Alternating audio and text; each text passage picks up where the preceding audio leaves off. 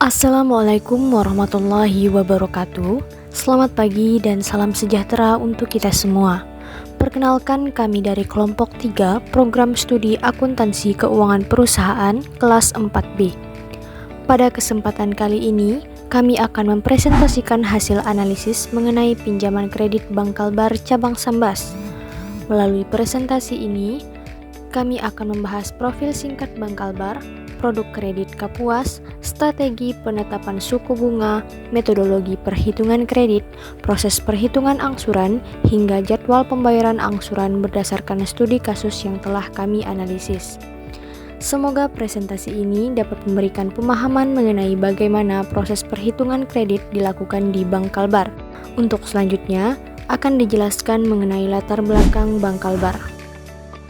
Bank Kalbar didirikan pada tanggal 15 April 1964 dengan nama Bank Pembangunan Daerah Kalimantan Barat. Bank ini didirikan sebagai bank pembangunan daerah yang bertujuan untuk mendukung pertumbuhan ekonomi daerah serta memberikan pelayanan perbankan kepada masyarakat Kalimantan Barat. Kemudian, pada tahun 1999, status hukumnya berubah menjadi Perseroan Terbatas atau PT, sehingga resmi bernama PT Bank Pembangunan Daerah Kalimantan Barat yang saat ini lebih dikenal dengan nama Bank Kalbar. Salah satu keunggulan Bank Kalbar adalah seluruh sahamnya dimiliki oleh pemerintah provinsi, kabupaten, dan kota Kalimantan Barat. Hal tersebut menunjukkan bahwa Bank Kalbar memiliki peran penting dalam mendukung pembangunan daerah dan meningkatkan kesejahteraan masyarakat melalui layanan keuangan. Pada penelitian ini, kami mengambil objek penelitian di Bank Kalbar cabang Sambas yang beralamat di Jalan Gusti Hamzah, Pasar Melayu, Kecamatan Sambas, Kabupaten Sambas. Selanjutnya akan dijelaskan mengenai visi, misi, dan produk kredit Bank Kalbar. Pada slide ini, saya akan menjelaskan secara singkat mengenai visi dan misi Bank Kalbar, jenis-jenis produk pinjaman yang dimiliki Bank Kalbar, serta alasan mengapa kelompok kami memilih kredit Kapuas sebagai objek pembahasan. Untuk visi dan misi, karena sudah tertera pada slide, saya tidak akan menjelaskannya secara rinci. Artinya, Bank Kalbar berkomitmen menjadi bank pilihan utama masyarakat dengan memberikan pelayanan yang optimal serta berkontribusi dalam mendukung perkembangan perekonomian daerah. Selanjutnya, Bank Kalbar memiliki 4 jenis utama produk pinjaman, yaitu yang pertama kredit konsumtif. Kredit konsumtif ini untuk memenuhi kebutuhan pribadi seperti renovasi rumah, pendidikan, ataupun kebutuhan lainnya. Yang kedua, kredit produktif. Ini untuk mendukung kegiatan usaha atau pengembangan bisnis. Yang ketiga, kredit investasi yang digunakan untuk pembelian aset atau pengembangan usaha dalam jangka panjang. Yang keempat, kredit program dan khusus, yaitu kredit yang diberikan melalui program tertentu sesuai ketentuan yang berlaku. Setiap jenis kredit memiliki tujuan dan manfaat yang berbeda sehingga dapat disesuaikan dengan kebutuhan masing-masing nasabah.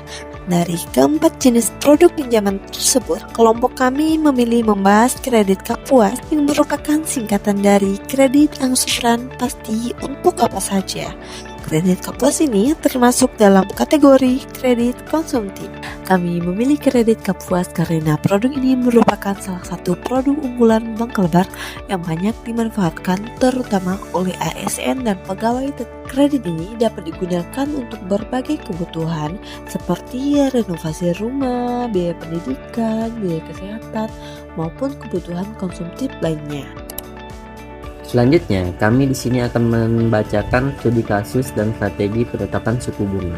Pada penelitian ini, kami menggunakan studi kasus seorang ASN yang bernama Bapak Muhammad Rizal yang mengajukan kredit Kapuas di Bank Kalbar cabang Sambas. Besaran pinjaman yang diajukan adalah sekitar 50 juta dengan jangka waktu 36 bulan atau lebih tepatnya 3 tahun. Dana pinjaman tersebut digunakan untuk merenovasi rumah dan membiayai pendidikan anaknya. Berdasarkan studi kasus tersebut, kami akan menentukan besaran suku bunga, metode perhitungan kredit yang digunakan, serta jumlah angsuran yang harus dibayar setiap bulannya. Dalam menentukan bunga kredit, Bank Kalbar menerapkan strategi penetapan suku bunga yang berbeda sesuai dengan jenis produk dan kategori nasabah. Sebagai contoh, kredit Kapuas Plus memiliki bunga sebesar 10,25%, sedangkan bunga lunak sebesar 6,21% flat untuk kategori tertentu. Adapun pada studi kasus yang kami gunakan, suku bunga kredit Kapuas yang dikenakan adalah 11,50% per tahun karena nasabah merupakan ASN aktif yang mengajukan kredit untuk kebutuhan konsumtif. Selanjutnya akan dijelaskan mengenai metodologi perhitungan kredit yang digunakan. Selanjutnya ada metodologi perhitungan kredit. Setelah mengetahui strategi penetapan suku bunga, selanjutnya kami akan menjelaskan metodologi perhitungan kredit yang digunakan pada studi kasus ini. Metodologi perhitungan kredit merupakan cara atau metode yang digunakan oleh bank untuk menghitung besarnya angsuran yang harus dibayarkan oleh nasabah selama masa kredit. Pada studi kasus ini, Bank Kalbar menggunakan metode anuitas. Metode ini merupakan metode perhitungan kredit yang menghasilkan jumlah angsuran tetap setiap bulan hingga masa kredit berakhir. Meskipun jumlah angsuran tetap, komposisi antara angsuran pokok dan bunga berubah setiap bulan. Pada awal masa kredit, bunga yang dibayarkan lebih besar karena dihitung dari sisa pokok pinjaman yang masih tinggi, sedangkan angsuran pokok masih relatif kecil. Seiring berjalannya waktu, sisa pokok pinjaman akan semakin berkurang sehingga bunga yang akan dibayarkan juga semakin kecil, sedangkan angsuran pokok akan semakin besar. Metode ini memberikan kemudahan bagi nasabah karena jumlah angsuran yang harus dibayar setiap bulan tetap, sehingga lebih mudah dalam merencanakan keuangan. Selanjutnya, kita masuk ke proses perhitungan angsuran berdasarkan data pada studi kasus. Perhitungan dilakukan menggunakan nilai pinjaman atau present value sebesar 50 juta, suku bunga sebesar 11,50% per tahun atau sekitar 0,96% per bulan, serta jangka waktu kredit selama 36 bulan. Dengan menggunakan rumus anuitas, diperoleh jumlah angsuran yang harus dibayar oleh nasabah setiap bulan sebesar Rp1.648.800,32. Besarnya angsuran tersebut akan tetap setiap bulannya hingga masa kredit berakhir. Namun, komposisi antara pembayaran pokok dan bunga akan berubah sesuai dengan sisa pinjaman yang masih harus dibayar. Untuk memahami perubahan tersebut secara lebih jelas, pada slide berikutnya akan ditampilkan contoh jadwal pembayaran angsuran pada bulan pertama dan bulan kedua.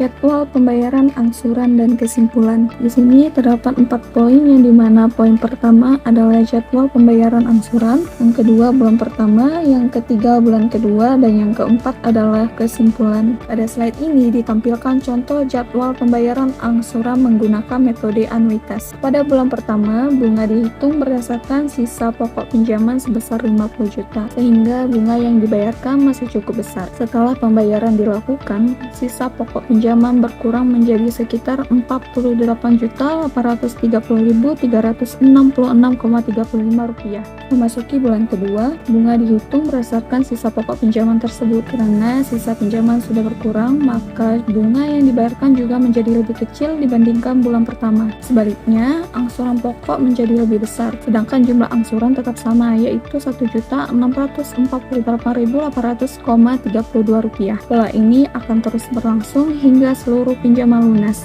Hal tersebut menunjukkan bahwa metode anuitas memberikan kepastian jumlah angsuran kepada nasabah, tetapi komposisi antara bunga dan pokok berubah mengikuti sisa pinjaman. Berdasarkan hasil analisis yang telah kami lakukan, dapat disimpulkan bahwa kredit Kapuas merupakan salah satu produk unggulan Bank Kalbar yang memberikan kemudahan kepada masyarakat dalam memenuhi kebutuhan pembiayaan. Dengan memahami strategi penetapan suku bunga, metodologi perhitungan kredit, serta jadwal pembayaran angsuran, calon nasabah dapat lebih memahami kewajiban kreditnya dan mengelola keuangan dengan lebih baik. Demikian presentasi dari kelompok kami. Terima kasih atas perhatian Ibu dosen dan teman-teman sekalian. Wassalamualaikum warahmatullahi wabarakatuh.